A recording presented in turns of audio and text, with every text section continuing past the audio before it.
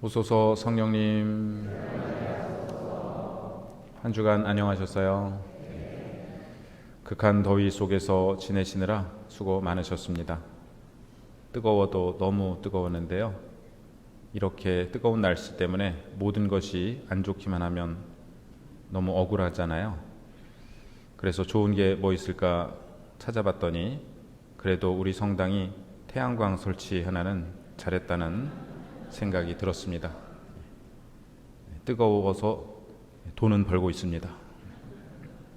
아무튼 아직도 여름이 남아있지만 인류가 탄소 배출을 줄이고 지구를 보호하여 다가올 수많은 여름을 잘 나기를 기도합니다.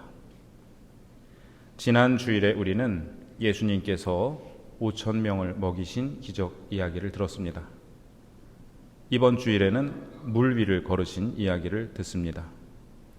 사실 이 모든 이야기들은 한 가지 주제에 집중하고 있습니다. 바로 예수님이 누구이신가라는 물음입니다. 7월 한 달 동안 우리는 하늘나라에 대한 여러 비유 말씀을 들었는데요. 이제 하늘나라에 대해 이렇게 말씀하실 수 있는 예수님은 과연 누구이신가? 라는 것이 이어지는 복음 말씀의 주제입니다. 지난주 복음의 대답은 한마디로 예수님은 모세보다 위대하신 분이시라는 것입니다.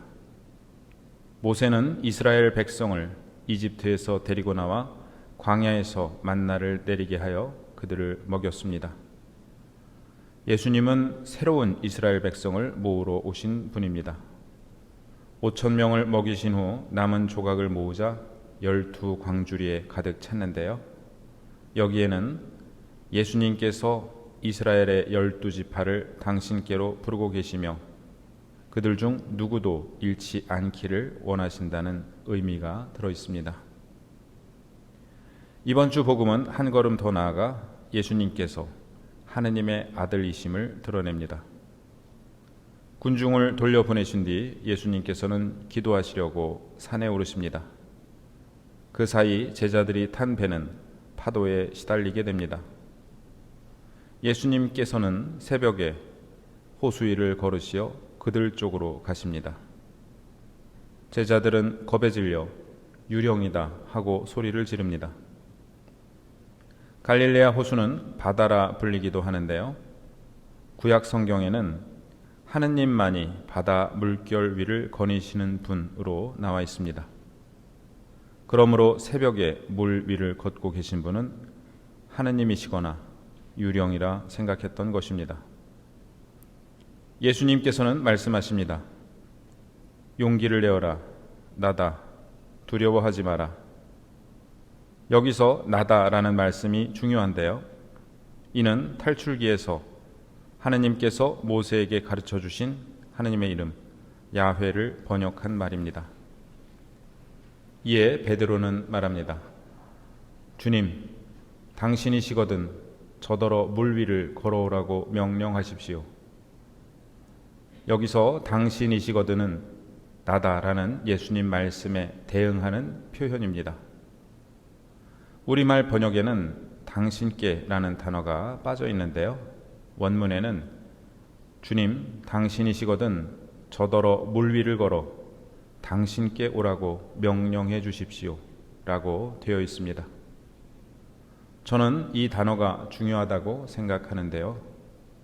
물 위를 걷는 것보다 중요한 것은 물 위를 걸어 누구에게로 가느냐 하는 것입니다. 예수님께 가야 합니다. 예수님께서 오너라 하시자 베드로는 물 위를 걸어 예수님께 갑니다. 그러나 거센 바람을 보고서는 그만 두려워졌습니다. 그래서 물에 빠져들기 시작하며 소리를 지릅니다. 주님, 저를 구해 주십시오. 예수님께서 손을 내밀어 그를 붙잡으시며 말씀하십니다. 200주년 기념 신약 성경 번역으로 소개해 드립니다. 믿음이 약한 사람, 왜 의심했습니까? 예수님과 베드로가 배에 오르자 바람이 그칩니다. 바다 위를 걷는 것이 하느님만의 권능이듯 풍랑을 진정시키는 것 역시 하느님만 가지신 권능이었습니다. 그렇기에 제자들은 예수님께 엎드려 절하며 말합니다.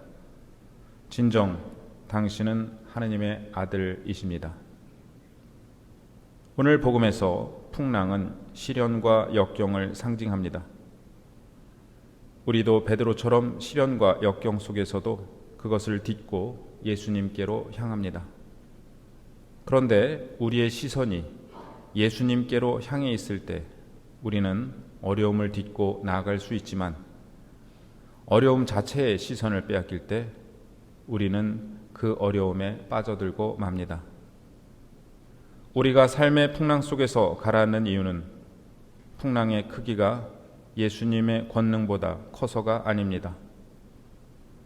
우리가 풍랑을 바라보는 시간이 예수님을 바라보는 시간보다 길기 때문입니다.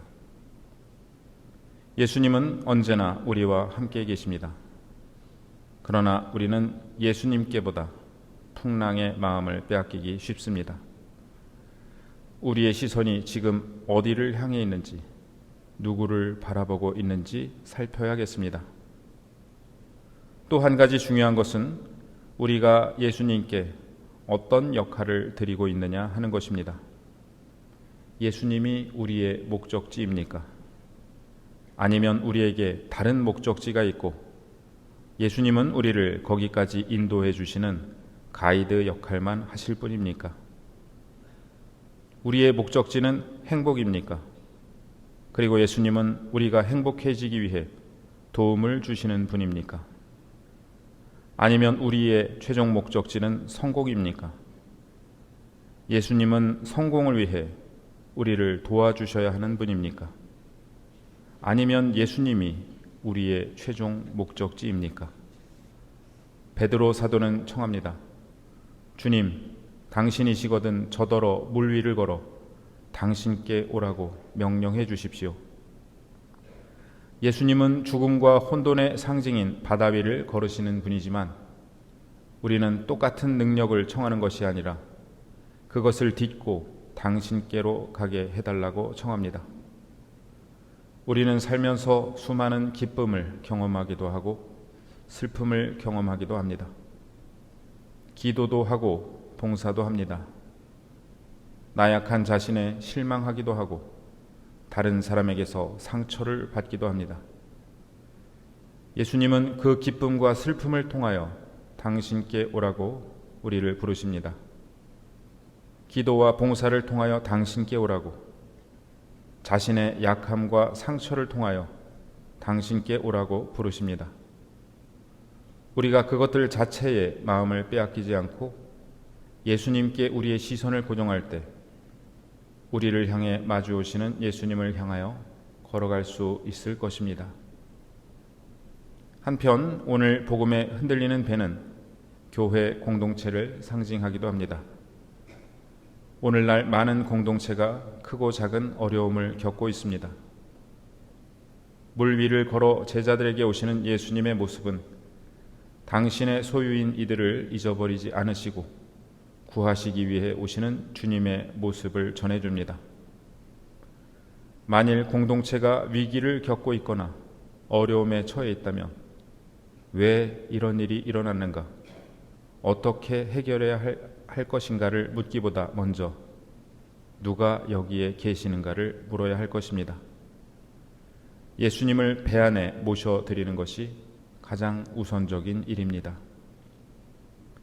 엘리야는 주님을 만나기 위해 기다렸지만 주님은 바람 속에도 지진 가운데에도 불 속에도 계시지 않았습니다.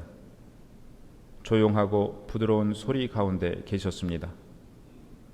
하느님께서는 인간이 기대하거나 예상하는 방식이 아니라 그것을 넘어서 오십니다.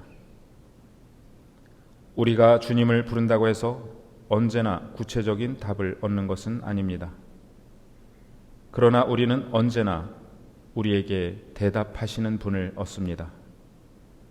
믿음은 풍랑이 없는 상태가 아니라 풍랑 속에서도 예수님에게서 눈을 돌리지 않는 것입니다. 우리도 베드로 사도와 함께 예수님께 청합니다. 주님, 저더러 물 위를 걸어 당신께 오라고 명령해 주십시오.